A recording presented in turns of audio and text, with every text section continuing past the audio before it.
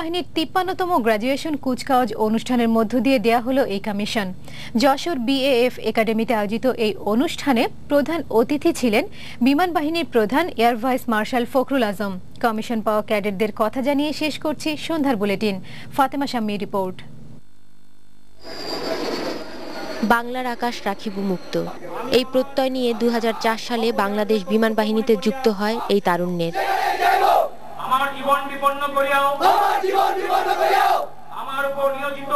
টানা ২ বছর প্রশিক্ষণ শেষে আজ তারা পেল কাঙ্ক্ষিত সাফল্য।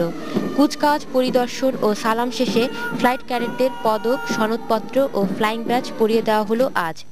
স্বজন থেকে অনেক দূরে থাকা এই তরুণ তরুণী আজ যে কঠিন প্রত্যয় ঋদ্ধ তা হচ্ছে দেশপ্রেম। তাই তো তাদের বাবা মাও গর্বিত প্রিয় সন্তানকে দেশ রক্ষায় নিবেদন করতে পেরে। তোমার আল্লাহ উপরে ছাড়া দিচ্ছে এবং দেশের জন্য তুমি কিছু করো। ভালো রেজাল্ট করার ইচ্ছা ছিল, ভালো করার ইচ্ছা ছিল, এটাই পাইছে।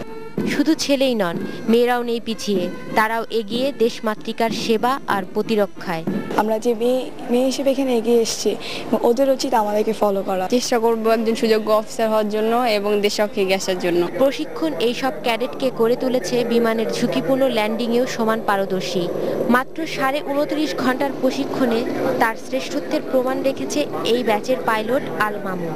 আমার দিক দিয়ে আমি মনে করি যে এয়ারক্রাফটটা অত্যন্ত সেফ, যে ভয়ের কিছুই নাই। যেভাবেই হোক আমার পরিস্থিতির দিক দিয়ে আমি বলবো যে আমার ২৯.৫ ঘন্টা মাত্র ফ্লাইং আওয়ার।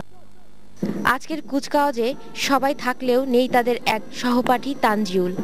বাংলার আকাশ রক্ষায় নিজেকে প্রস্তুত করতে গিয়ে প্রাণ দিয়েছে সে। তাই সাফল্যের এই চূড়ান্ত স্বীকৃতি অনেকটাই ম্লান যেন এই ক্যাডেটদের কাছে। তারপরও তাদের চোখে মুখে দীপ্ত শপথ, বাংলার আকাশ রাখিব মুক্ত।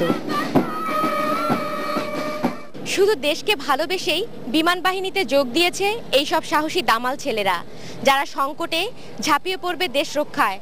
আর এদের মধ্যে থেকে কেউ বা পাবেন বৈমানিক বীরশ্রেষ্ঠ মতিউরের মতো দেশের সর্বোচ্চ সম্মান। Fatema Shammi, one news, Jessore. এবার এক নজরে দেখে নিচ্ছি আজকের সন্ধ্যার বুলেটিন।